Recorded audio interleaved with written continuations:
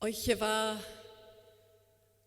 good evening and kia ora, hekani. Welcome to the Free State of Govan. Please just declare yourselves welcome before we start. So you might just want to say, I declare myself welcome. I declare myself welcome. Thank you. It's so lovely to see so many friends, colleagues, strangers, kith and kin here in the room tonight for what promises to be, I think, a really remarkable conversation between two of my dearest friends and people who I am most afraid of.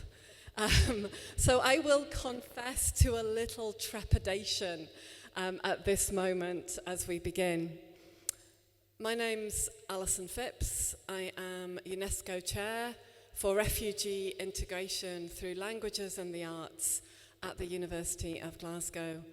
And I'm joined on my left-hand side by my dear friend Cathy Galloway, the Reverend Dr. Cathy Galloway, who is a former leader of the Iona community, former director of Christian Aid Scotland, a remarkable gardener, artist, poet, and woman of deep prayer and mystical insight. And on my right-hand side, I am joined by my friend and colleague, Professor Alastair McIntosh, Honorary Professor at the University of Glasgow, former Director of the Centre for Human Ecology, author of numerous books, as is Cathy, one of which has been a particular basis for our gathering this evening, and someone who is extraordinarily busy through these 2 weeks during COP26 here in Glasgow. There's much more I could say about both of them, but their spirit will fill the room as part of the conversation.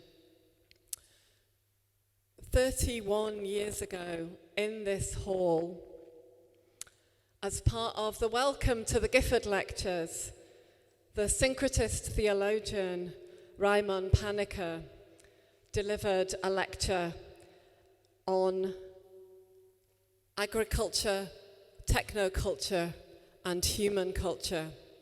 And this lecture was organised by Alastair and Cathy. And so I'm going to begin by inviting Cathy to just remember that organisation and that lecture and the time that she spent in the room with Raimon Panikkar and the conversations that have emerged and continued since. Thank you, Cathy. It's quite something to be back here in the Pearce Institute. This is a building with which I have a longer connection than 1990, because I lived in this building for a year in my first year at Glasgow University. I lived in the flat on the top floor, and then I lived in Govan just along the road for another 3 years.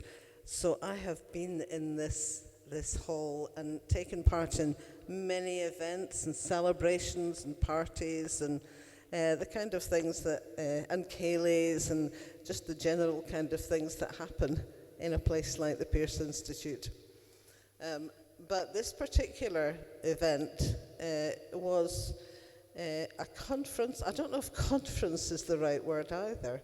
It was a happening called No Life Without Roots.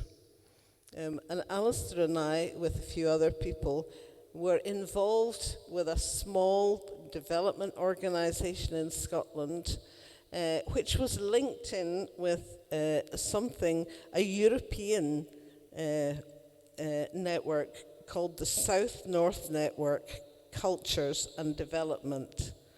And this was a network of groups all over Europe, really, and not just Europe, all over Europe and all over the global south, which was concerned really with the pace of globalization and the fact that so much development actually destroyed, uprooted people from their culture, separated them from their sense of who they were,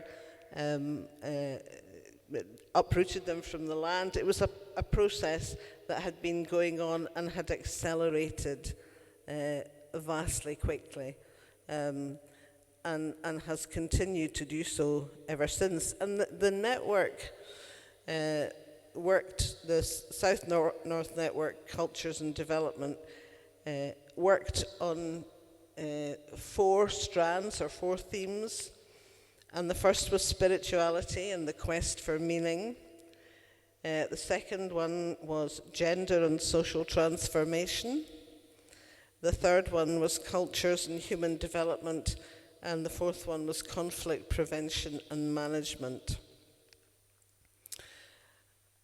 Because Panikkar was in Britain for the Gifford Lectures, I think we were grateful to be able to have him with us, to help us reflect on what that meant in a Scottish context, and in a place where the people of this community of Greater Govan had been through enormous social changes in the course of a century, in which they had been through the rise of shipbuilding, and Glasgow is the second city of the empire, and its huge industrial history, and then through the wars, and then the decline, and then finally the decimation of Govan as an industrial centre, and the river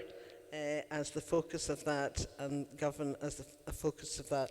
And I do remember that when I was living here, Fairfields was up and running, and what I remember every day was quite often coming home from lectures at the university when the day shift at Fairfields had just got out. And it was like it was like an enormous wave of people coming along the road, of men coming along the road. And I remember that they were all locked in behind the gate, and it wasn't until the hooter rang that the gate was opened and people were let out. And Govan was a very different place then. And so, that was 50 years ago. I'm so old. But just seeing the changes that had happened in Govan, in a community whose roots were very, very strong, and who had, not so very long ago, felt that it was really, when Govan became part of Glasgow, it was a moot point as to whether Govan would become a part of Glasgow or Glasgow would become a part of Govan. And so, this is a community with a lot of pride, and the other person who was a keynote speaker at the conference was the German economist Wolfgang Sachs, who is also, a very well-known, a renowned environmentalist, a member of the Intergovernmental Panel, the director of the Wuppertal Institute on Sustainability, Greenpeace chairman in Germany. Somebody also with, just this great kind of history and pedigree and wisdom. And so it was fantastic to have these people here, and to have them here in Govan. And it was quite an experiential conference event. It was experiential for me because I was trying to organize the catering for hundreds of people, which was but then we had a ceilidh. It was a very, it really wasn't just a conference. It was an experience. And in the course of that, we received Panikkar's Sutras. So that just gives you a bit of background, I think, and maybe now we can Alastair can. Yeah, thanks, Kathy. And I'm just going to hand over to Alastair to then begin to introduce us to something of Panikkar's thinking and the sutras and the influence that it's had on his work, particularly on Alastair's book. I have one down here, and there are several copies over there. And the way that he writes about these, I think on page 131 and 32, I recall. But Alastair, if you'd like to pick up with the experience of receiving Panikkar's Sutras and the work that you did with Panikkar when he was here. Thank you, Cassie. Am I on okay? Yeah. I'm profoundly deaf, folks, and so I have to use little microphones all over the place, including one feeding in. Let me just turn myself off here. If anybody by any chance has 4 tissues or thereabouts, if they could possibly bring them to me, because I spilled my water and I don't want it to drip beneath stage, so if anybody's got a few tissues, I see some folks digging in their pockets, that would be very helpful.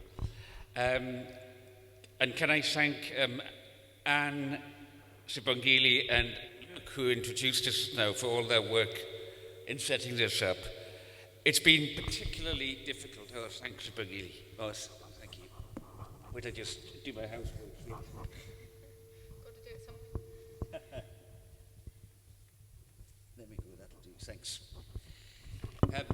It's been particularly complex because we're all in the business of trying to learn how to do blended meetings at the moment.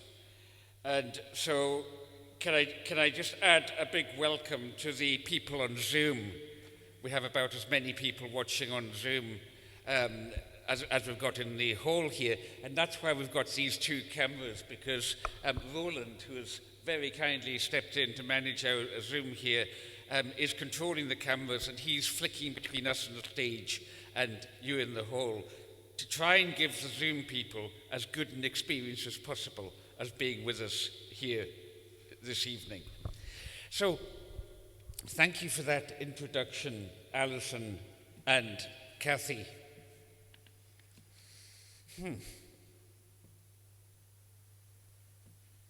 Whenever, on the 2 occasions that I've been asked to write about climate change, first of all, hell and high water, and now is what I called riders in the storm, my heart has sunk. My heart has sunk. I have not wanted to write about climate change. When I wrote Soil and Soul about land reform, incidentally, if you don't have medical reasons, could you please wear masks in here, because that will be comfortable for everybody. Us speaking on the stage are exempted while we are on the stage. But thanks so much, folks. Thank you. Writing about land reform and so on, or the Harris-Hippocracy, with an evident happy outcome, a grand battle, a just cause, a grand battle, and remarkably success in the end. Climate change is very different. And the challenge for me was how to write about it, and for myself, how to come to see it in a way that did not lead to just hopeless despair. I was talking to ex-Faith Bridge this morning, and one of my hosts said she has to be part of the protest, otherwise she would fall into such a deep despair. And the question that I had been asked to address this morning, and that we're addressing this evening, is wherein lies the cutting edge of protest now as pro-testari. Pro for testari, to bear witness. What is it that we are bearing witness for? In writing Riders in the Storm, the first 4 chapters are a synopsis of the science of climate change. In hopefully easily to understand terms. The next 2 chapters are on denial of climate change realities and also on alarmism, exaggeration of the situation. But what we're here to discuss tonight are the final 3 chapters, which round on the subtitle, The Climate Crisis and the Survival of Being. And that was why when Luke asked me if I would contribute something in the CG program, it just jumped into my head, talk about the survival of being.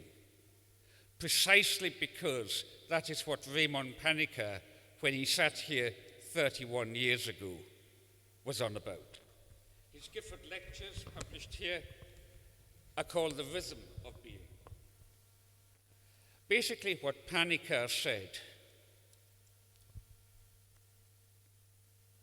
is that agriculture is a culture of fields, the culture of the land. Technoculture is a culture of technology, and the question that faces us today is what is happening to human culture.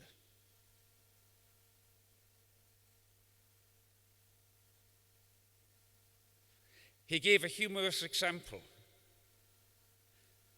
and I'm grateful to Alastair, who is the Secretary of Scottish Churches Action for World Development and the lead figure in bringing Panikkar here, because Alastair recently unearthed Panikkar's lectures that we're talking to tonight. Panikkar gave an example that is not in the written draft of the lecture, but it came out in the discussions of the first ever Indian airline pilot. Now, Panikkar Ji, the honorific Indian term, was half Indian and half Spanish, and half Hindu and half Christian, except he said to us, I am wholly Indian and wholly Spanish and wholly Hindu and wholly Christian. And he told the story, I'm sure apocryphal, but you see the point, of the first ever Indian commercial airline pilot who, after he had graduated from flying school, went back to receive the blessing of his old mother in the village. Note that, to receive the blessing of his old mother in the village. And as she blessed him, she said, now, my son, flying is very dangerous, and it's a great honor that you will be entrusted to be the first Indian to carry our people in this way. So promise me one thing, that you will always fly very low and very slow. Panikkarji's point being that technology imposes its own rhythm, that the rhythm of technology requires we go at a certain pace. In the closing chapters of Thomas Hardy's Tess of the D'Urbervilles, it describes how Tess and the other agricultural labourers were absolutely exhausted because they could no longer do the threshing at their traditional speed, but they had to keep pace with the new steam-driven threshing machine that had been brought in. And Panikkar's suggestion was that we are out of kilter with the rhythm of being. He spoke powerfully to the troubles of our times, not to climate change, because there wasn't much consciousness of that then. But what he said speaks to climate change.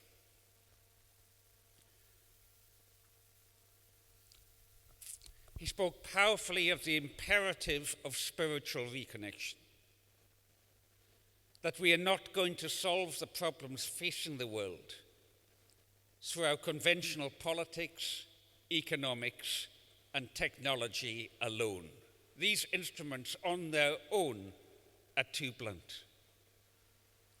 To address the issues of our world, we have to understand ourselves engaged in the spirituality of our times, the inner dynamics that shape the realities of our times.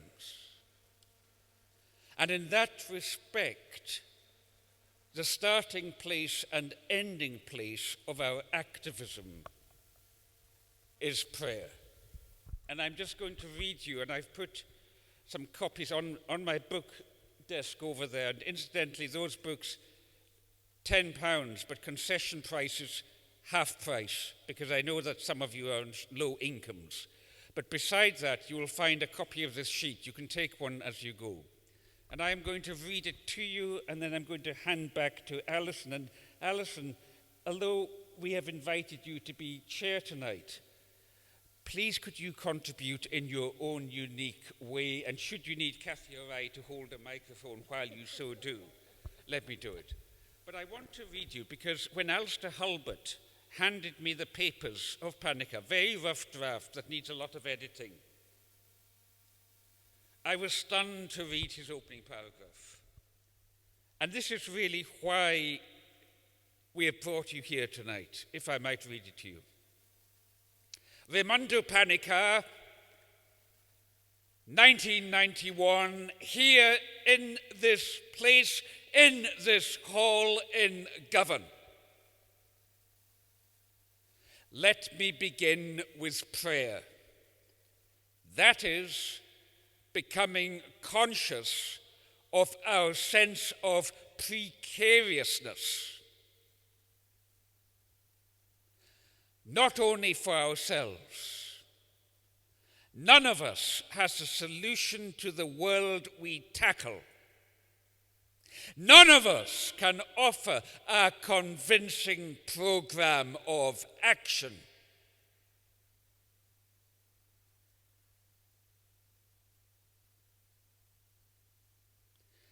The very word prayer suggests being conscious of our precariousness when we deal with such major issues.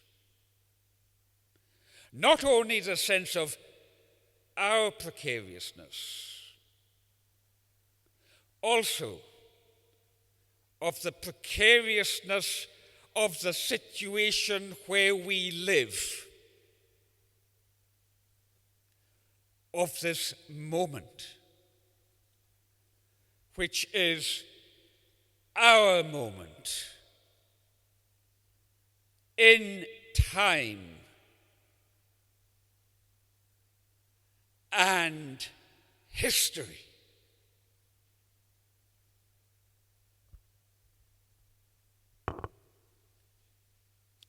Raimon Panikkar, straight from the Spirit House, up the back of our minds. I'm really struck in hearing Alastair intone those words from Panikkar of the fact that we're hearing words that have passed, that have been spoken, and yet have a quality to them of what in my tradition might be called prophecy. Not so much predicting the future, but actually describing with an urgency how life might need to be lived. But the other thing I am struck by in hearing those words is what Alastair described in his review of Panikkar's book as an absolutely staggering humility. And it strikes me, as I'm passing over to Kathy, that humility is a word that we don't often bring into academic lectures. We don't often bring into debate.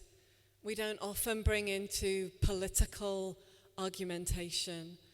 But humility is also an action of the body as well. That humility has its roots in the word from which we take the word human, but also from which we take the word humus. That better? That better. Don't move, Alison, don't move. No waving around of your hands. I know there's a couple of folk in here who have been taught by me or who teach with me who know the extent to which I wave my hands, so I'll do my best to stay still. But so that word humus and the word for human coming from the word from which we take the idea of the earth, humus, the rotting matter from which we develop the soil, and that in my tradition as well, we have the saying, dust you are and to dust you shall return, that humus and the human are deeply linked. And humility, often the gesture that we use when we gesture humility in a profound way with our bodies, is that we would kneel. We would kneel before a power, before a deity, before something which we wish to honor. And that in the last few years, we've also seen that return as we've come to terms with the awesome wonder and also deep precarity and fragility of the more than human world, and felt that we have needed, perhaps again, to take off our shoes, for we stand on holy ground when we stand on the earth. And that humility is also a gesture that comes when we come to a moment of prayer. So I'm going to turn to you, Kathy, with in my mind a line from Panikkar, which is, only the mystic will survive. So maybe just, in a few words, explain to us what you understand by prayer.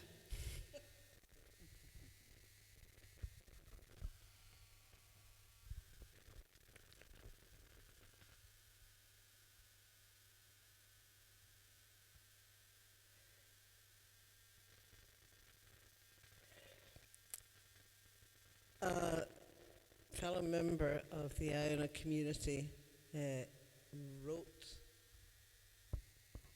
a little poem about prayer,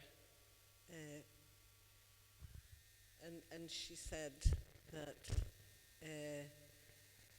prayer is that which pushes you onto your knees, and that which makes you wonder.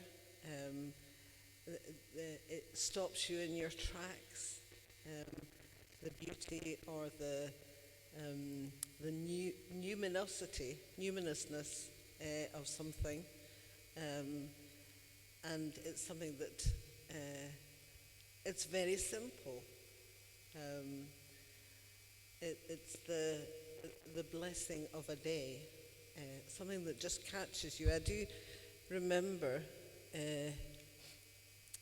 walking down Great Western Road one probably November early evening, and the sun was setting, and the sky was absolutely, it was scarlet, and and we're shining off the cars and the windows and so on, and the whole place was golden. And I just was so struck by that I accosted a complete stranger walking past me to say, look at that, look at that. So I think, for me, prayer is something about being open to the moment, and present in the moment. So and I think that's hard actually when people are constantly glued to screens. I travel a lot by bus and train, and I do like to look out the window and just absorb this country and the extraordinary nature of this country, or whatever country it is. But I think, it's important that we don't learn how to look when we're so busy reading or focusing on other things. It's impossible that you asked me to talk about prayer in a few minutes, in a few words. I think another thing that's really important is being prepared to enter into silence, and to just be still, and not be afraid of silence, and not be afraid of solitude. I think for me, with 3 children, raising 3 children and so on, solitude was not something I was used to be able to find. And I realized how much I needed it when I finally got it. And that really changed my life, actually. And I think it changed me as a person.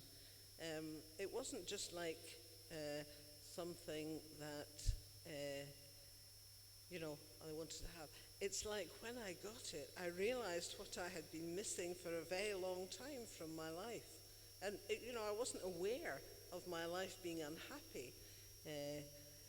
But it was like, being taken to a very nice stream to drink. And I think that solitude and silence, are very often very, very hard. And it takes a while to find yourself in that. But I do think that these things are really important, because I think we underestimate all the time the immense spiritual formation we are being subjected to every day in our society, in our economy.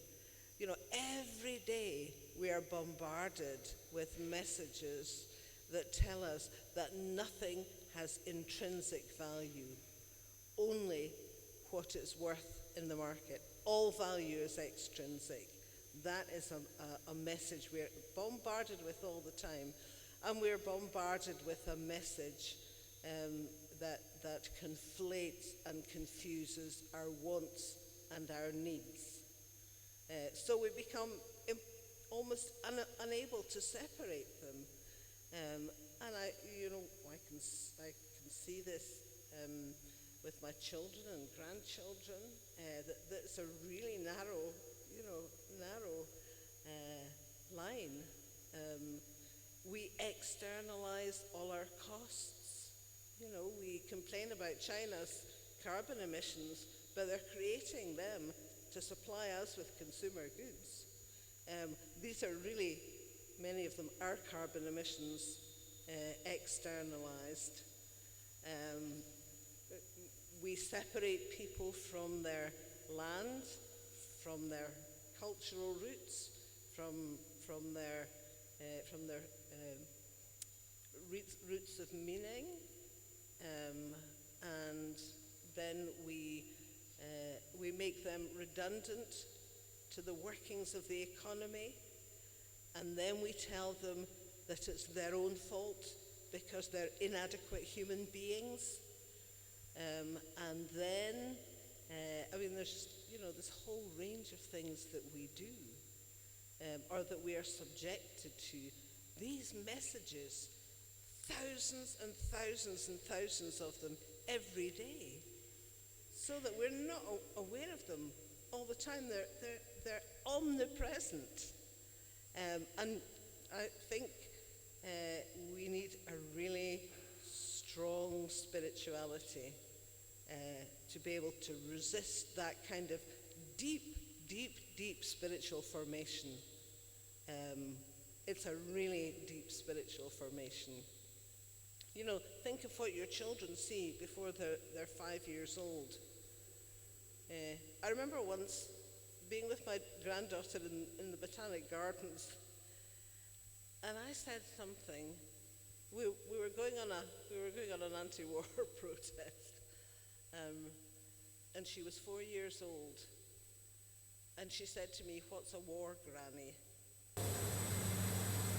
And that was one of the most devastating things I had ever been asked in my life, I think. How do you tell a 4-year-old what a war is and what it's for? So the kind of spiritualities that are spiritualities of resistance and insistence and persistence, I think are. And we have deep wells to drink from. We just have to uncover a lot of them. Yeah, I think that's what I think is Right, so I want to just pick up on some of the things that Kathy's been saying about prayer. with the words of the Old Testament theologian Walter Brueggemann, who in his book, I think The Covenant of Being, says that there is a script which socializes us all. And I think that's a different way of saying what Kathy's been saying about the formation of our spirits. And that script is a script of therapeutic, technocratic, consumer militarism. And I think it's really interesting that he says therapeutic before he says technocratic, consumer militarism, because he's drawing attention to particularly the rich world's need of comfort. Comfort, yes, in material terms, but also in spiritual terms, when actually what we know from thousands of years of spiritual history, that so much of what we learn through the spirit is through what, in my tradition, we would call the via negativa, the path that is difficult, the path that Alastair, as a prophet of doom, a self-confessed prophet of doom, would also see as part of the difficulty that we require as part of a different spiritual formation. And in speaking of that script of therapeutic, technocratic, consumer militarism, Brueggemann then says that script has failed. That script has failed. It cannot make us safe, and it cannot make us happy. And I think we would add to that now, it is not the fix for any form of survival, should that be graciously granted in a future to come. So Alastair, prayer and spirituality are absolutely central to your understanding in Riders on the Storm, the survival of being, to any question of the survival of being. And I wonder if you could speak to us about why it is that rather than agriculture, the land, and rather than technology, the technoculture, why it is that it is the spirituality of human culture that you have seen as so critical to what binds us. Sorry about that, folks. We had, through my carelessness, I forgot to charge up the Wi-Fi after using it this morning. That's why it crashed, by the way. And just so many things in my head, so we've had to shift on to a different data basis and reset things. Apologies to the people on Zoom for that interruption in the feed through. Why is it spiritual? What is reality? Does anything have meaning? If so, what is the meaning that gives meaning to meaning?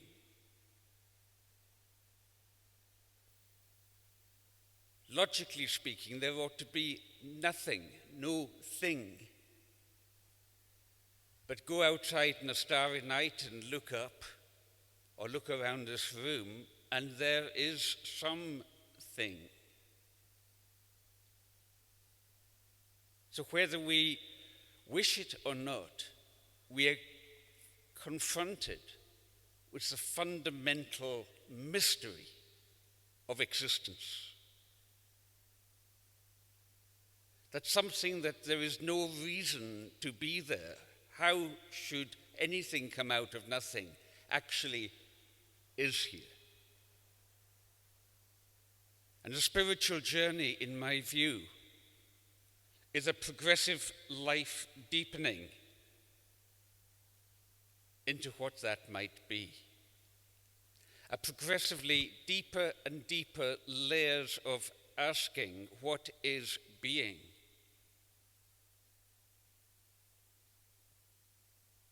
What am I? Who are you? What is the relationship between us?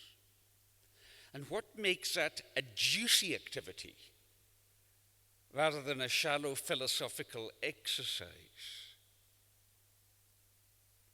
Is it the teachers of all traditions of the world? And Panikkar was incredible the way he integrates the ancient insights of Vedic, or what's come through as Hindu, Buddhist philosophy. He integrates these ancient insights Incidentally, the person who's just walked out is my wife, so don't worry about it.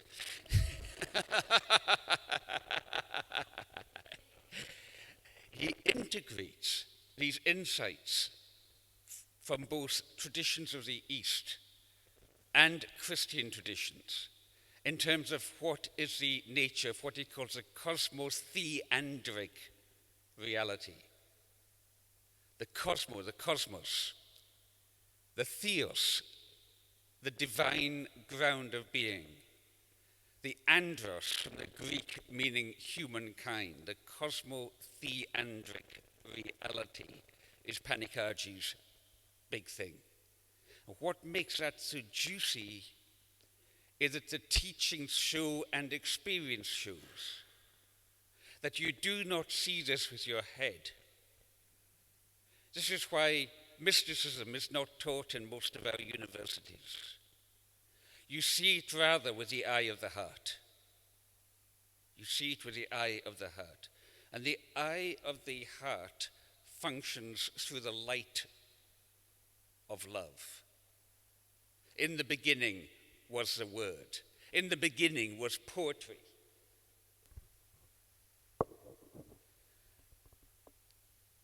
And that light is a light that enlightens all human beings.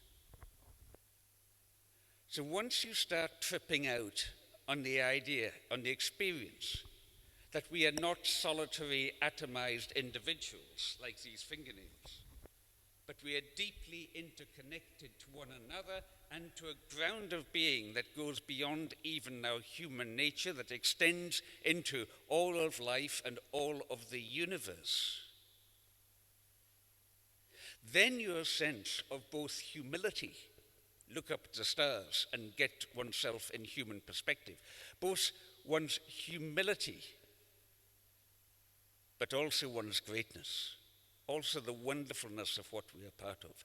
Then you see the foundation of community, that community is not just another word for society. Community is our profound interconnection to all things. It's what Dorothy Day, the Catholic worker, spoke of as the outcome of the works of mercy, the works of love. Then you see that when we are faced with something as horrific as war, or poverty, or climate change, far from despairing, we might consider following what the 19th century Scottish theologian Oswald Chambers, at Church of Scotland minister, was he? No, I better not say that, I'm not sure what he was. Oswald Chambers referred to as the discipline of disillusionment. A very Buddhist statement, because Chambers said that only if we allow ourselves to become disillusioned from our illusions about reality can we start to live the deeper life. So shit happens. As Colin MacLeod of the Galloway Trust said, what matters is how you shovel it. Climate change is on us. This is an unfolding reality of our emergence in this time and in this history, as Panikkar put it. But what's going to matter is how we shovel it. And how we shovel it will be a function of our humanity. And our humanity will be a function, in my experience, in my belief system, of our grounding in the divine reality, whether we call that Allah, Brahman, Tao, Christ, God, Goddess, the spirit that gives life, and not just any old life, but life abundantly. So I would put it to you that to understand our times in spiritual context and to deepen joyously, and Alison, I hope you are going to give it, I'm seeing something on the floor down there. I hope that you are going to do something tonight that will bring us more into that joy than words alone can do. To deepen joyously into that, to let go into the God space. To say, okay, we may not have time, but this is not about my time or our time. This is about God's time. to do that begins to be a very joyous thing, and I believe can then make us more functional in how we create a world of one world worth living in. Thanks, Alastair. The liberation theologian Andrade once said that joy is counterproof. Joy is proof that there's a different way of living, a different world that can be born. That joy is the antidote to the joylessness of much of what is a trade fair inside the Blue Zone, continuing at the moment. And so I'm really delighted that you've used that word joy. But joy is also a word that belongs within spiritual traditions and within the traditions of many of the faiths that you've just enumerated, but also in many of the practices that have long been associated with dance, with song. And they seem a really long way away from what you've also just described, Alastair, as a task of essentially spiritual shit shoveling. And that within theological traditions, which are often quite lofty, quite transcendent, a little, look up at these halls and the gold and the gilding and the kind of the baroque that lifts you up to the sky and takes you off the earth. That seems an awful long way away from spiritual shit shoveling. So Kathy, what might you understand as the task that Alastair has just outlined for us as to how we do this spiritually? Yeah, I haven't a clue. Well, I suppose... I suppose in many ways my question's one of incarnational theology. No, yes. I think for me, one of the words that's really important is practice. Just in terms of, spiritual, not just spiritual practice, but just practicing, actually doing. And one of my children was asking me how my children are adults, they should know this by now, but was asking me, how do you let go of hurts or resentments or wounds? And I was saying, you just have to practice. There's no alternative. There's no magic formula. It's all practice. Everything is practice, or everything is praxis, because it's just, it's the kind of Zen thing of just doing it, and not being too absorbed in your own process, but just in the practice of what it is that you're doing. I mean, this is one of the things that is great about growing food or gardening or whatever. And I read an article that Luke wrote recently, and he was talking about, that's Luke Devlin, who's at the back, who's just ignoring me. But this was an article he was writing about the importance for him of the Christian year. Now, I mean, that varies very much according to, all sorts of things. But for me also, and I come from a different religious tradition from Luke, but the Christian year is very important to me, not as a kind of intellectual thing, but as a way of moving through a year and of recognizing the seasons and phases of a year and giving thanks at the right time and at a due time, and lamenting at a due time and letting go of things at a due time. And all of these things are important. I think it's really bizarre, utterly bizarre, although not surprising, that the British newspapers and media went on a terrible flap a few weeks ago about the fact that Christmas was going to be cancelled. If you ever saw a perverse spiritual formation, there it is. You know, that we cannot celebrate Christmas if Marks and Spencer doesn't have turkeys. What is wrong with us? You know, that is just so unbelievably awful. But on the other hand, it's tragic as well, because people are being subjected to that all the time, relentlessly. And, you know, the Christian year is one of the things that helps people to resist that. And there are lots and lots of other things, mantras. You know, people have mantras, or, you know, that they, or, you know, walking or whatever it is, but we need to be able to resist, to have that.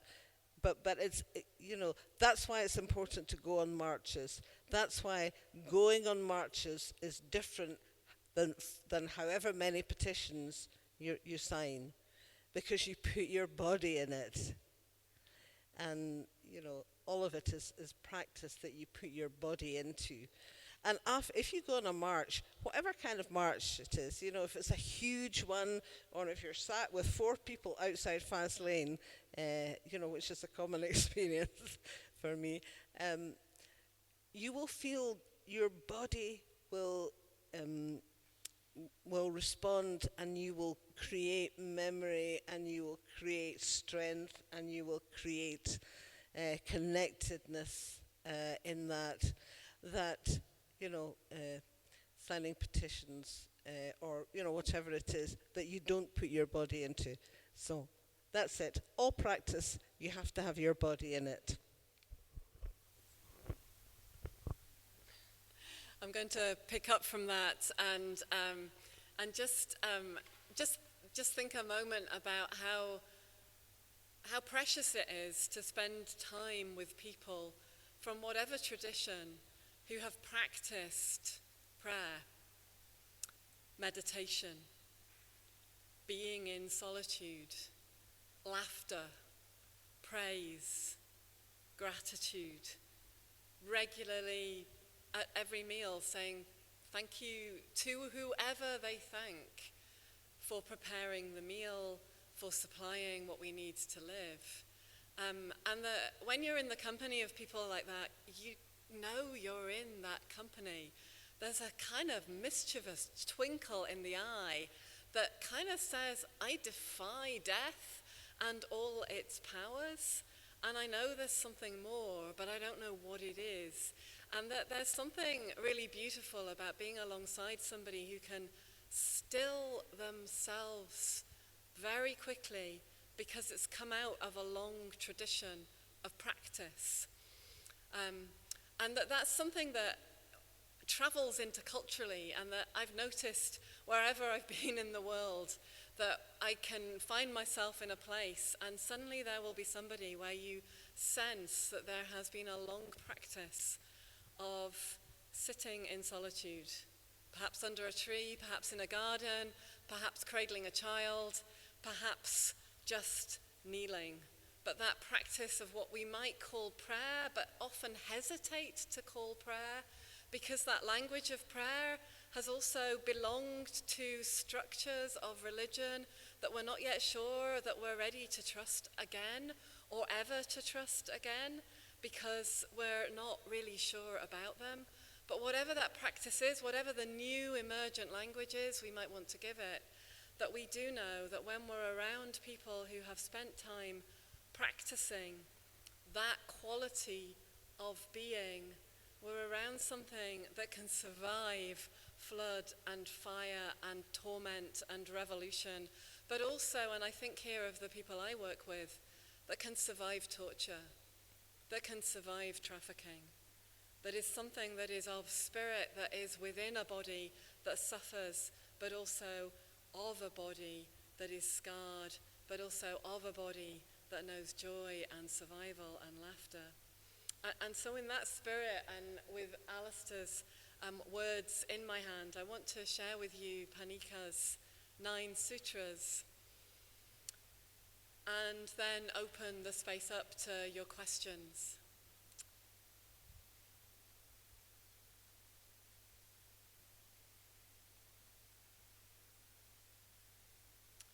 One should begin with oneself.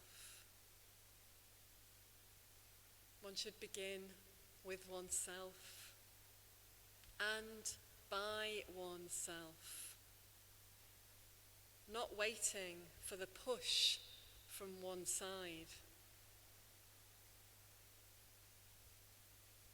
Opening myself to the entire reality. Opening myself to the entire reality. There, where myself is. Glasgow, not outside. Without forcing the consequences,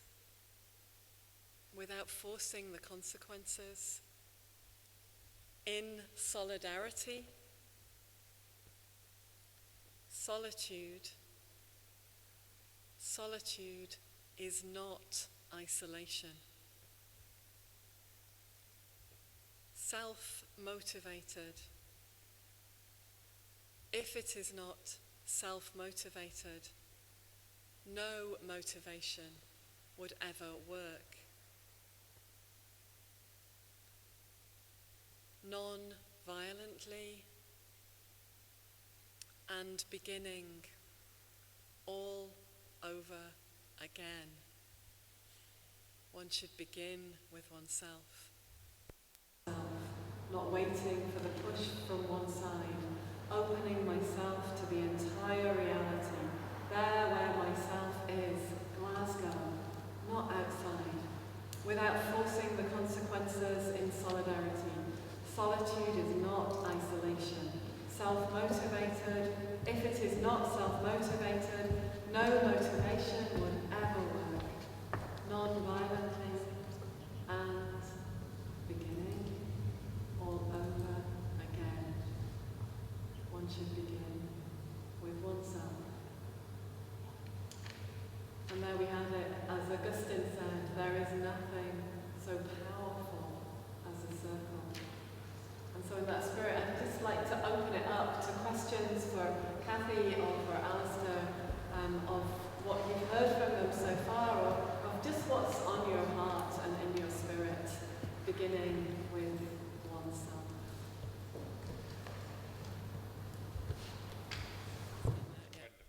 Yeah, any questions? Just raise your hand.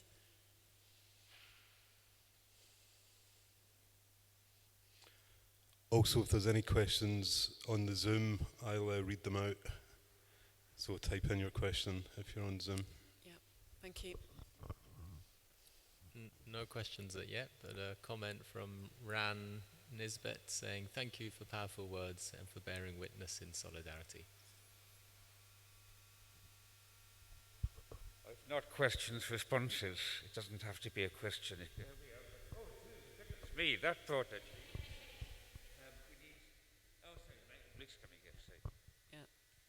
All we needed was to ask Zoom for the people to stand up in the room. Yeah. Thank you. Thank you. It's working okay. Thank you for the presentations. Would you pray for people in authority? And what should we pray for or about people in authority? Particularly if they're people in authority who day in, day out do damaging things. What would be the point and purpose of that? Thank you. So would we pray for people in authority, and particularly those people who might be damaging things day in, day out? And what would be the purpose of that prayer? Alastair. I think, in the Christian tradition, Jesus never said not to have enemies. He had plenty of enemies that did him in. But he recommended trying to love our enemies. He said to the Roman centurion, a symbol of oppression, there is none other in Israel with as much faith as you have.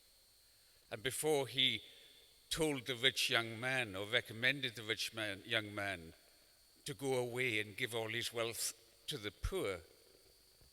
There are three important words that a Greater Govan-based theologian Doug Gay drew attention to the other day. Jesus loved him. So what we see in that tradition,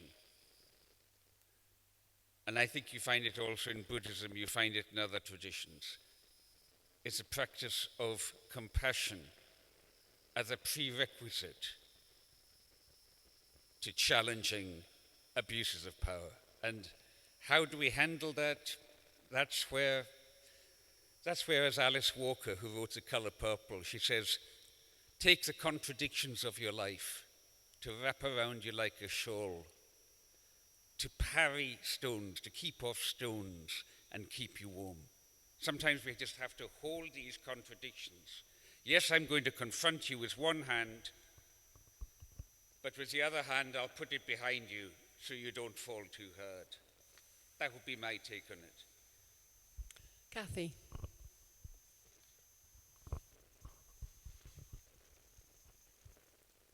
I think it's a while since, well, I've really kind of given up praying for outcomes. I find it not helpful. And I'm really almost entirely concerned now, or dedicated to means and not ends. Because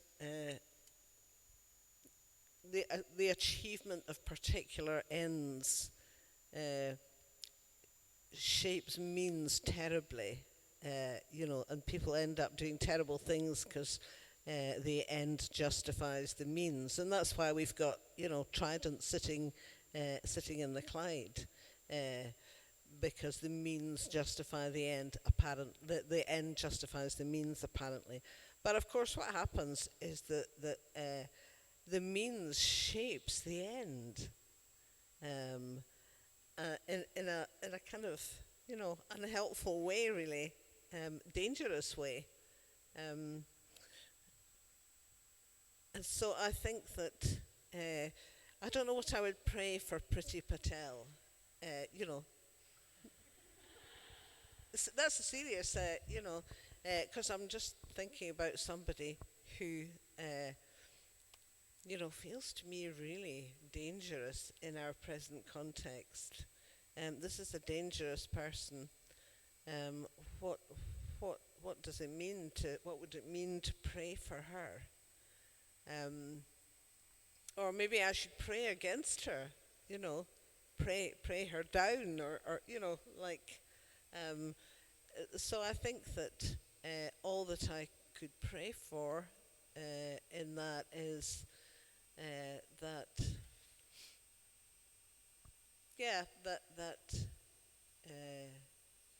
she be held in the light in some way, and that speaks to her, and also that she might be surprised by, something or other, joy. But of course, she is only a product of all of us. She's only a product of someone, of all the people that give support to the hostile environment. So really, to pray for her is also to pray for us. Yeah, I'm also going to respond, but with a story. I don't find it at all easy to pray for the people who are harming the people I love and the world that I love. I find it immensely difficult. And it's where I'm grateful to have been raised in the Anglican tradition, where the liturgy is God's work, and where the priest will pray for all in authority on a regular basis every Sunday. And I have found the fact that somebody says those words somewhere to be very helpful, because someone somewhere, when I can't do it myself, is holding people in the light. But I was really the word we might use is convicted by my foster daughter in this regard. My foster daughter came to Glasgow as an unaccompanied minor. Normally when you become a mum, you get about 8.5 months notice, and I got 25 minutes and a doorbell ring, and then there was a girl on my doorstep, and now she's my daughter. And for many years she had to report just down the road from here at Brant Street to the Home Office, now run by Priti Patel. And she had to do that, and it was an immensely difficult thing for her to do. And every Tuesday before she went to sign, where she could be detained and then taken into detention and then deported, she would just feel really sick, and it would be really difficult to go. And I would accompany her down to the gates. And occasionally I was allowed in. Normally I had to wait and just hope she came out again. And I just said, I don't know what to do. And she would always say, we need to pray for them. The Home Office, they are terrible. We need to pray that they will be good. And so we would. And it was a very simple prayer. It was a very simple prayer. And on the joyous day when she received her refugee status, we said to her, what would you like to do? And as well as having her first ever martini and wanting an ice cream from Nardini's, she said, what I want to do is walk from our home all the way to Govan, to the Free State of Govan as it is now, but to Govan, to Brant Street, to stand in front of the gates and to shake the dust off my feet and to turn on my heels in front of those gates and walk away. And so that's what we did. And so the whole day was prayer. It was prayer of joy. It was prayer of turning, of repentance, of hope. It was also a prayer of shaking the dust off your feet. And so when I hear that question, would you pray for people in authority? I find it really hard to say yes. But I think there are many ways in which what we might call prayer in this expanded understanding might be something we can do. But the people I learned that from are the least and the lost, and are those who, when I was in the Calais camps, were on their knees in a makeshift church that they'd built out of tarpaulin and painted with the most exquisite icons, singing the mezmor, intoning again and again those circular chants that were, this is in a greater power than the power that I have most of myself, and that is my refuge, that is my safety, and it's beyond something that I can understand. So not necessarily petitionary prayer of asking, the shopping lists, Hail Mary, full of grace, please give me a parking place, as the old joke goes, but actually something wider and deeper and really quite strengthening in the face of the powers of darkness. Sorry. And this is just another quick thing to add to that, because when I think about Priti Patel, and think about praying for Priti Patel, thinking of her is abstract. It's just an idea. If Priti Patel was to be brought into this room, then it would be different because she would be a person. And I have never, I think I can honestly say this, I have never met a person. You feel differently about people when you meet them, and then they become people, with, whatever it is, with a story. And so then I think I would feel differently. It's the difference between the concrete and the abstract. Thanks. There's a question over here, and then we'll come to Tim over there.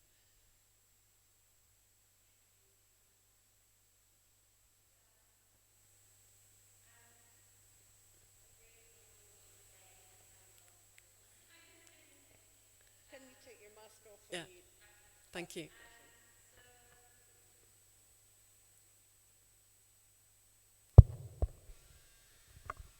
So first, just a small reflection. I think, Alastair, you were saying how none of us have the solution.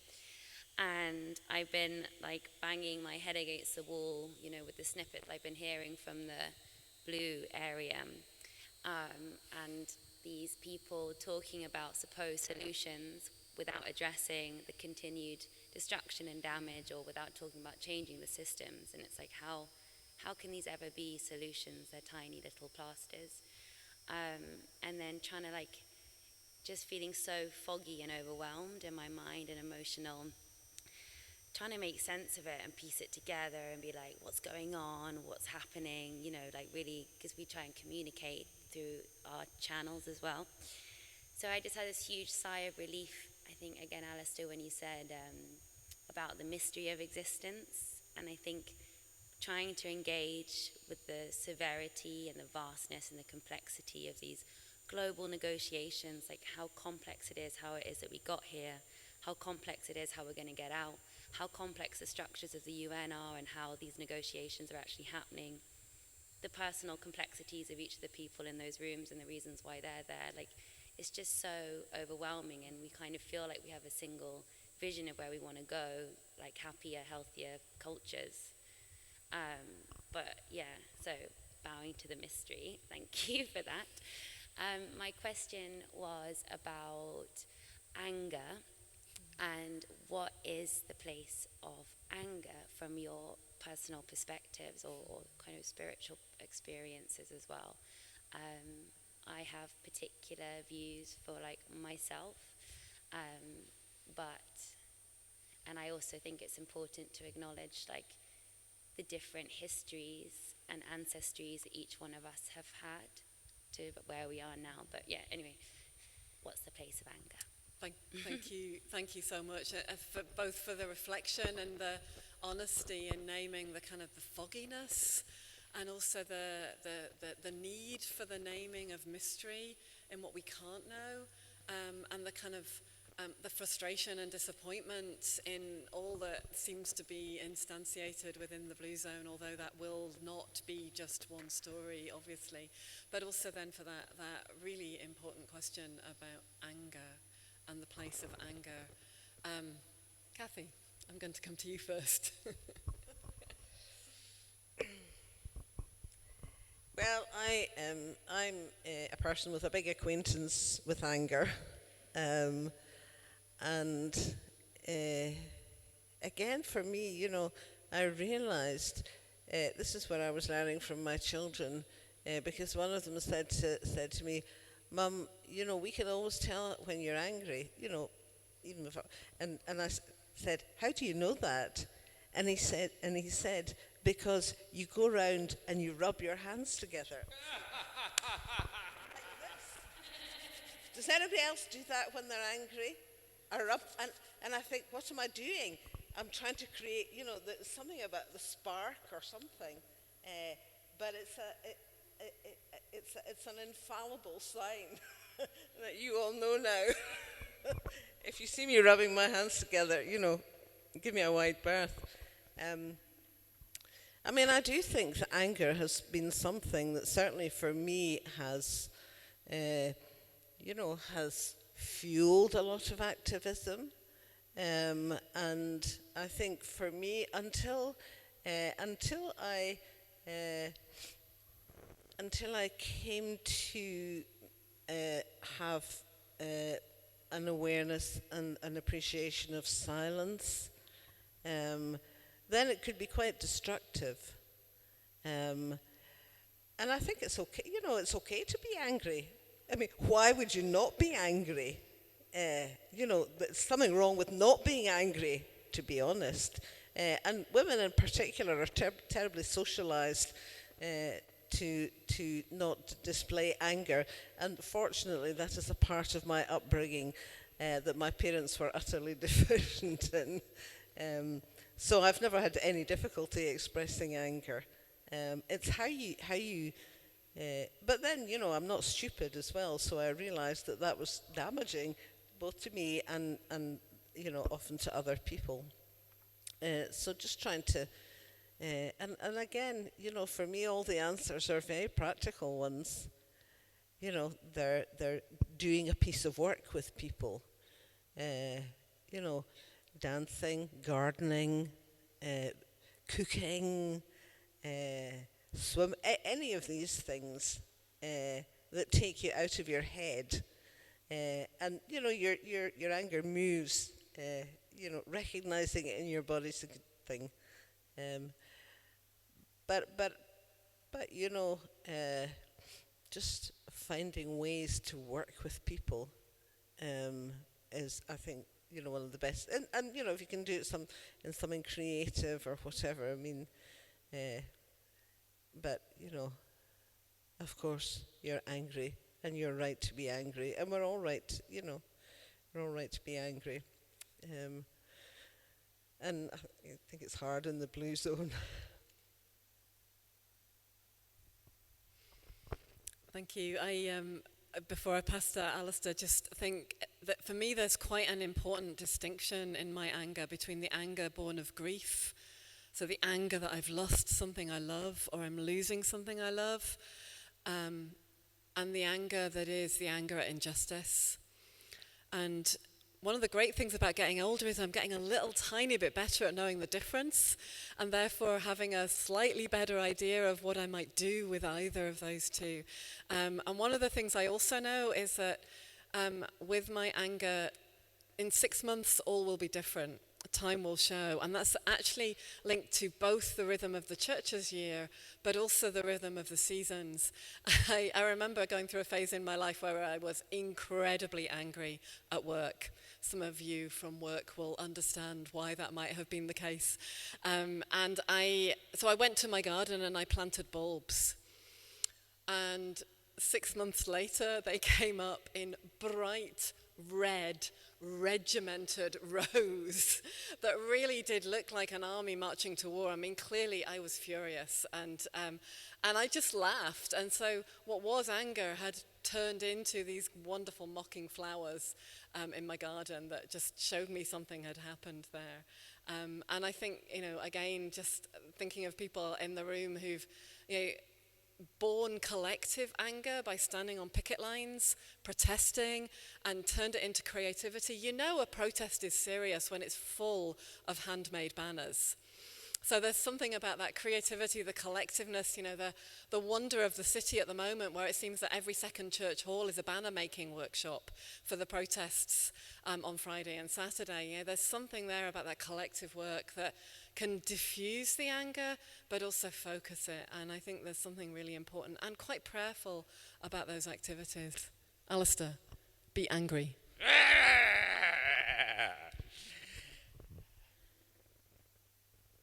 I think it's very important not to deny anger in ourselves. And it's especially so because it does cloud our relationships. It clouds our judgment. That's why the reason I'm so angry with my wife for walking out in the middle of my talk is that she's had to go to do preparation for what we're doing in the Quaker Meeting House here in Glasgow tomorrow morning at 9:30. If any of you are interested, go on my website on the Quaker brochure and see it, because we are running 4 activists training in the Quaker process of meeting for clearness, of how do you find clearness amongst all your emotions in difficult life issues. And we'll be running 2 of these, 3 of them, one in French on Sunday and tomorrow morning and on Monday afternoon, if any of you are interested in that. The way that I see it is that anger is, especially when we're younger, it's an inevitable part of our activism. But it's also something that there may be a case for perhaps accepting the Buddhist teachings of anger being one of the toxins. And as you were asking your question, what came to mind is that some years ago I was running a meeting for clearness training workshop. And I didn't know who the people were, but what emerged in it, and I have his permission to share this, is that one of them was a former member of a former commander in the South African Defence Forces during the era of apartheid. And he shared with us, and I stress I have his permission on here, he shared with us that on this occasion their duty was to go to isolated villages, search the villages, and if they found any subversive literature, they were to burn the village down. And normally when they'd arrive in the village, everybody would have fled because they knew what was going to be happening. So on this occasion, he was leading a troop of soldiers. Helicopters were buzzing around in various places. Smoke was coming up from various locations as villages were being burnt. He went into this village. It was totally deserted. They searched it. They found subversive literature. And he was about to give the order to set the place ablaze, when from nowhere, he said, I don't know where she came from, because we'd searched the place, we didn't find anywhere, but from nowhere, a woman emerged. And with enormous calm presence, that woman walked straight towards him, stopped in front of him, and just looked steadily into his eyes. And he turned to his soldiers and said, okay, guys, we found nothing here, everybody out. I put it to you, that is the power of spiritual presence. That is the power of being grounded in prayer as a God space. And what that presence can bring into potential situations of extreme violence, as that was. Thanks, Alastair. There was a question from Tim and then a question at the front. So Tim, do you want to put your hand up, Tim? These are great questions. Aren't they great questions? Alison, I'm finally relaxing after all this technical. I know. Great. I'm feeling your spiritual calm next to me. No, Tim. this isn't. It isn't a question. It's simply a comment on the authority question, but also related to what Alastair's just said. So that question about praying for those in authority, that's an Anglican perspective, and what it picks up is the way in which the Church, from a very early period, consecrated the power of Caesar, and that became the consecration of the power of kings, and the consecration of the power of Parliament, the consecration of the power of Priti Patel, and so on and so forth. But what's really interesting is that a couple of years before the authorized version was published, somebody called Shakespeare wrote a play, King Lear, in which he tore up that whole notion of authority. Lear, the deposed king, sees authority in a blind beggar in a storm. And what Alastair's talked about in the woman who came into the village with a calm look is authority. And what XR is saying in its people's assemblies and in the whole notion of citizens' assemblies is a recognition that authority doesn't rest with Priti Patel or Boris Johnson or any of the other at this summit, but in all of us. So authority is something invested in each of us, to use Christian terminology, in virtue of the fact that we're in the image of God, which is what King is all about. Thanks, Tim. We've got a question on Zoom first, if we may, and then we'll come to you. Roland, if you could be so kind. Yep. So this is a question from Ridian Knight on the Zoom. In the years to come, as things hotten up, how would you sanction our youth in their activism? Or how would sanctioning from your elders in your youth have aided your activism? How would sanctioning? I'm not quite clear what. How would you sanction our youth in their activism? Youth, the younger generations. And how would sanctioning from your elders in your youth have aided your activism? You first. I'm not quite clear. By sanctioning youth, I mean, sanctioning can mean kind of punishing, or it can also mean allowing. To sanction something can be allowed. Do you have a sense of what is? Well, my guess would be allowing. Yeah. How would you? Okay, to me, that's where the power of blessing comes in. That is what blessing is about, the spirituality of blessing.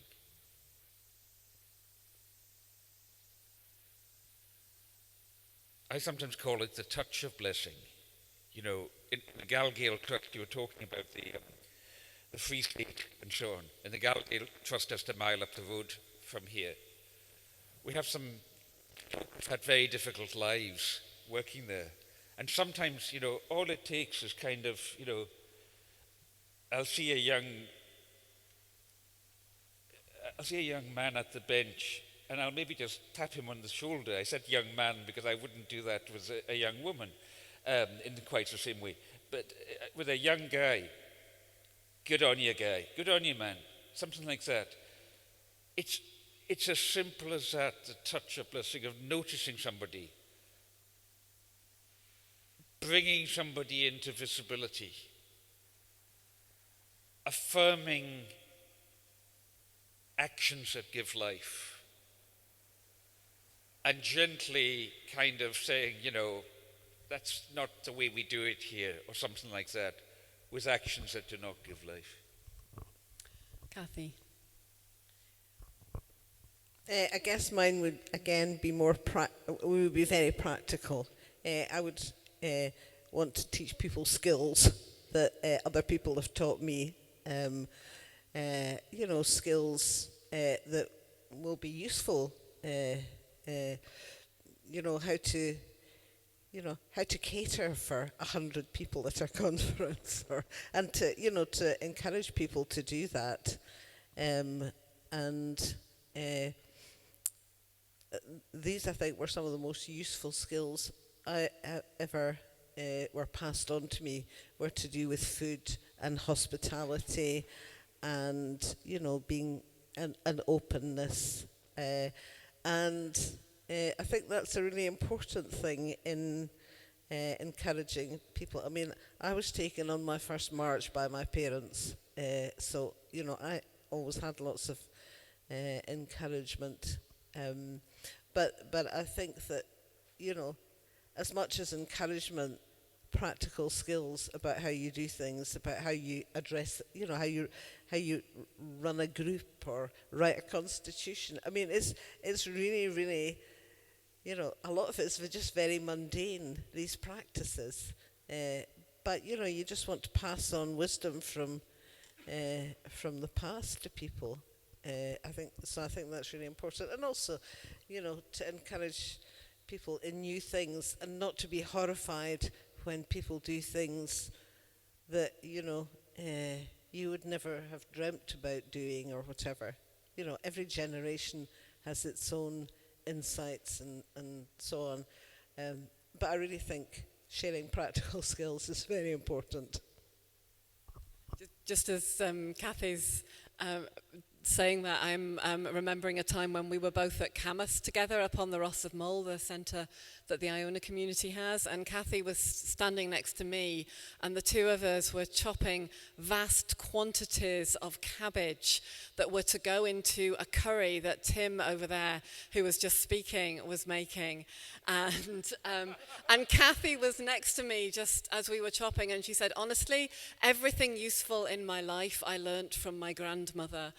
So that practical moment, I think. But I also just wanted to pick up on what you were saying, Alastair, about blessing, and that the power of touch and the power of the touch of words to bless and open a way for people to go that will be good. And I think that can be sometimes, in our quite embarrassed awkwardness around the formality of blessing, be something that's just a gentleness in everyday life in the way that Alastair's describing. But I would also think of the way that in the indigenous cultures that I have visited as part of going to the places that people have fled, if I have been able to do that in safety, that what I receive there is a very formal blessing. A request that I kneel at the feet of an elder to have hands laid on my head, or a request that I sit with my hands open to receive the blessing of words that will come from someone whose task it is in society to offer that blessing.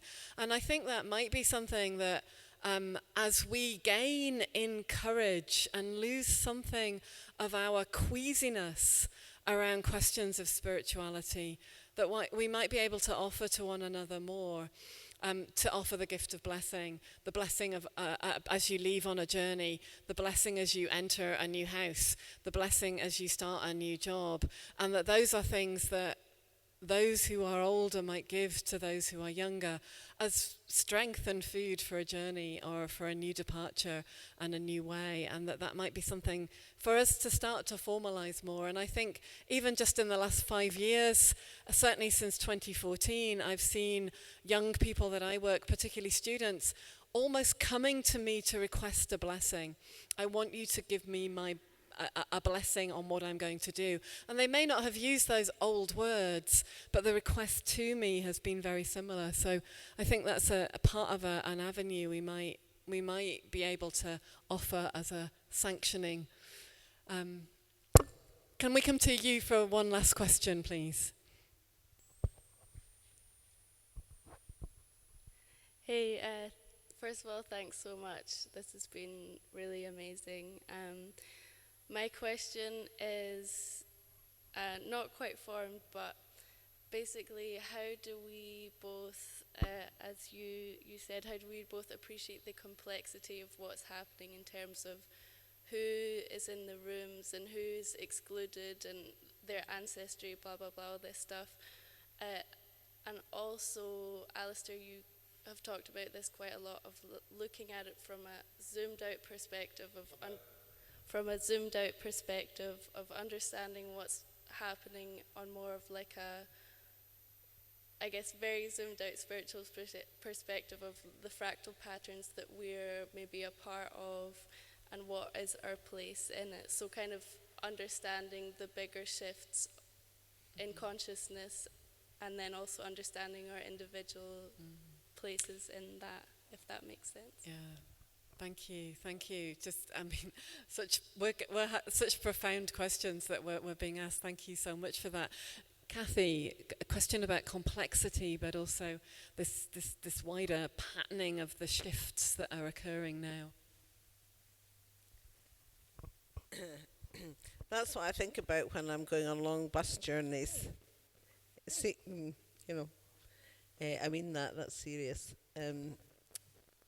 Because trying to discern and be open to seeing things, I have spent probably the best part of a year and a half thinking really seriously about transgender issues.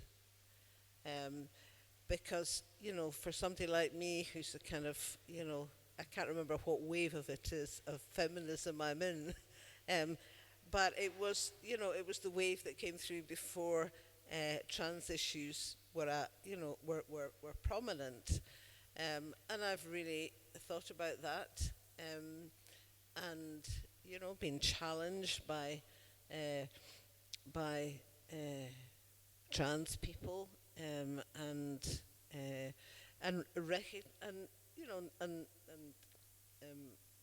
appreciated that and recognised that, of course, I come from a starting point that says trans rights are human rights, all people have human rights. But just thinking about some of the real deep challenges around language, particularly for women, and how that ties up with my understanding of patriarchy and thinking,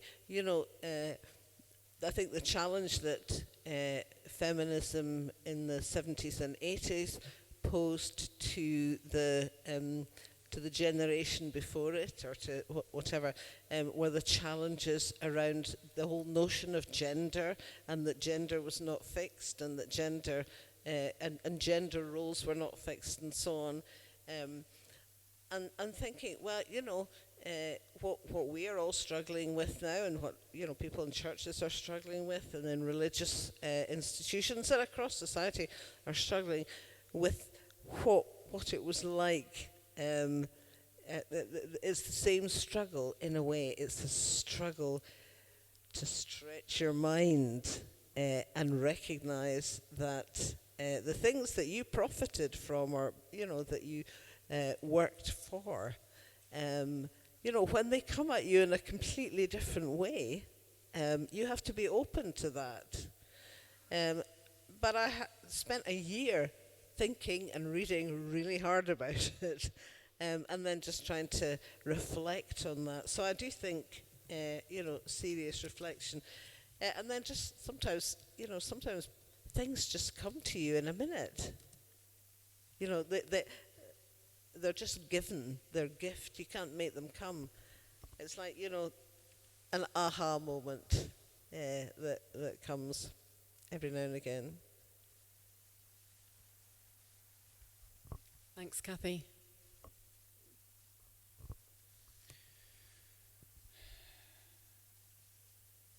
My wife Ren and I, we love the teachings of a Jewish Hindu spiritual teacher, Ram Dass, an old hippie guru who died a few years ago. And one of his big things is honor your incarnation. Honor the fact that you are here in this body, in this place. This is where you have come down. To the gift to be simple, to the gift to be free, to the gift to come down where you want to be. Is that how the old Shaker song goes? Honor that. And here we are, folks. We're at the cutting edge of this moment in time. Plato defined time as being a moving image of eternity. We are at this moment in the moving image of eternity. It's our job to honor that, to enter into that. And what comes to my mind is one of the several spiritual teaching stories that I end Riders in the Storm with. And Ram Dass describes how on one occasion he'd gone off into the mountains on a solitary spiritual retreat in an ashram.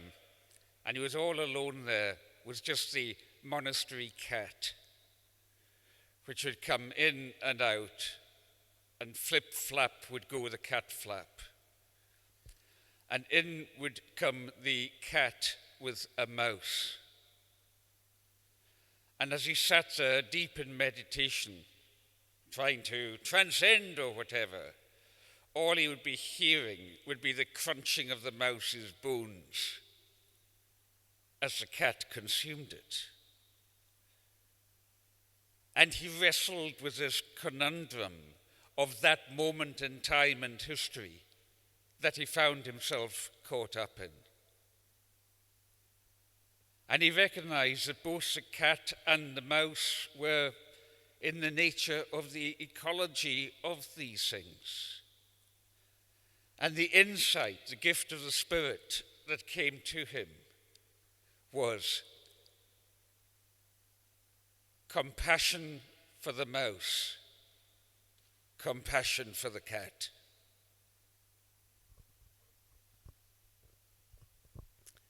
Thanks, Alastair. I think that question about complexity is incredibly significant. And one of the things I was really struck by when Kathy was speaking was about, in the early part of tonight, was about conflict management or conflict prevention as being one of the strands of the work that was ongoing that led to the lecture here in the MacLeod Hall 30 years ago. And over the last decade, there's been a real shift in understanding what we mean by conflict and how we deal with complexity in intellectual work, particularly in international relations, coming out of the work of the Mennonite theologian John Paul Lederach, who talks very much about dynamic systems theory, about holding complexity, about not believing that conflict is something that will be resolved, about shifting away from a solutions focus,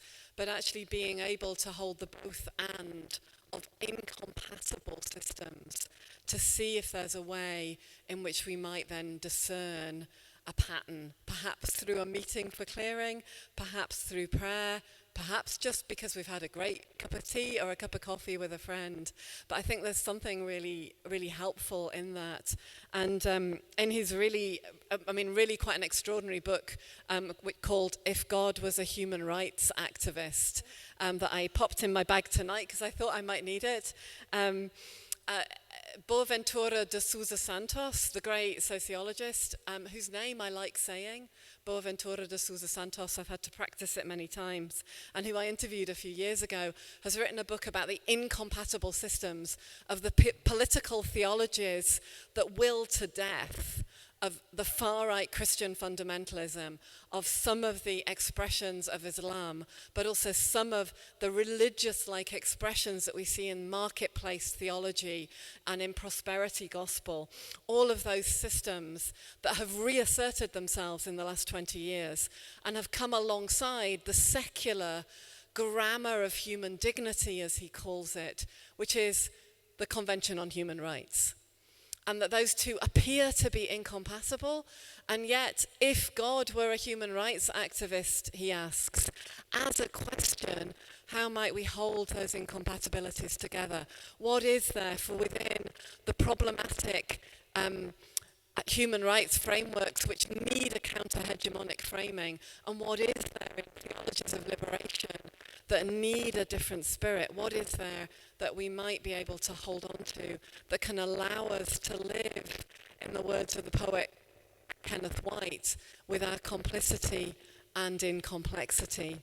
So I think there isn't a way out of the complexity, but maybe there are ways through, and we need to look to those who have signposts and can show us some of those ways. Friends, we're coming up to time. It's coming up to 9 o'clock, but I do want to just invite Alastair and Kathy to see if they've maybe one last word or one last memory from the time of hearing the sutras, before I then let you go with from the time of hearing Panikkar's sutras here 30 years ago, before I let you go with a prayer poem, and then as you're leaving, a little music. So Kathy, maybe I can come to you first. One thing I remember really clearly is Alastair playing his whistle. Do you remember that? Oh, I played the fairy dance. You did. You played the fairy dance. Yep. I can't hear it now. I've had to give it up, Kathy. To everybody's great relief, I've had to give up playing it. No, it was great. So I remember that. And you know, I think that period, or that kind of engagement, you know, both conceptually and spiritually, was really important for me in my life and my thinking and my development in lots of different ways. You know, it was also around about the time of the first Gulf War and resistance to that, and doing Gulf Watch, which was a time of a lot of despair. Absolutely, a time of great despair. But it was a time for me that allowed me to see actually a way beyond, you know, some of the churchy institutional structures, and there are many structures in our society that are churchy that have nothing to do with the church. You know, just that kind of institutionalism. But actually, I think that one of the things I'm just remembering Wolfgang Sachs talking about sufficiency, what it means to live a sufficient life. And, you know, this is a kind of mantra, really, for me. And it's 4 Ds. Do you remember that? 4 Ds. Decelerate. Go slower and less far. Declutter. Accumulate fewer things. Decentralize. Choose local and regional. And decommercialize, leaving less room for the market in your life. And I think these are some of the things that we need to do in order to resist the spiritual warfare that is being waged against us by the market and by our economy. And, that's just one, but there's lots. Alastair. Can I say, as well as meetings for clearness beginning tomorrow morning, Varen on Wednesday the 10th in the morning in the Quaker Meeting House is going to be running a training workshop in non-violent communication. And you'll find details on that. What she's sitting there, right there. You'll find details also on that, on the Quaker Meeting House brochure. But you asked for final memories of Panikkar, and the one that came back to me. So here we all were. This hall was absolutely packed. And at the end of his lecture, a few questions. So I put up my hand and I said, Panikkar, you have given us a wonderful exposition today of what is wrong with the world. Can you tell us how we should put it right? And he said, it is not for me to tell you the how. You must work out the how for yourself. Okay, fair enough, duly chastised. Now, it happened that Professor Frank Whaling from the University of Edinburgh was there because he wanted to do an interview with Panikkar afterwards. So he and Panikkar and Frank went upstairs somewhere in this building, and it fell on me to take them a tray of tea. So I carried the tea up there, and I laid it down in front of them, and poured out the tea, and I passed the sugar, and Panikkar took 1 spoon of sugar, 2 spoons of sugar, 3 spoons of sugar, and you know what some folks in Indian culture can be like with their sugar, because he was starting to dig it in again when he looks at me, obviously wondering what is culturally appropriate in Scotland, and he says, how many? Panikkar, it is not for me to tell you the how, you must work out the how for yourself.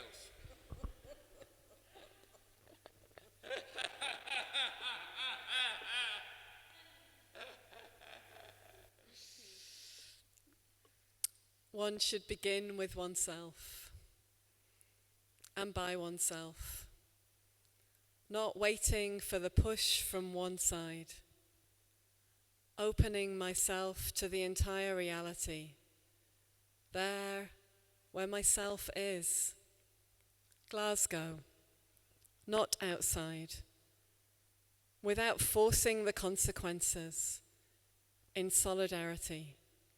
Solitude is not isolation, self-motivated.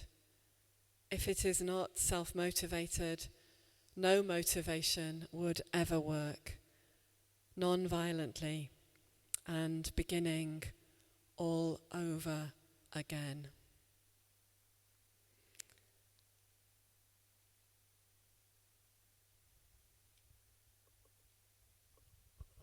Copies of which are on the table over there. Do take one.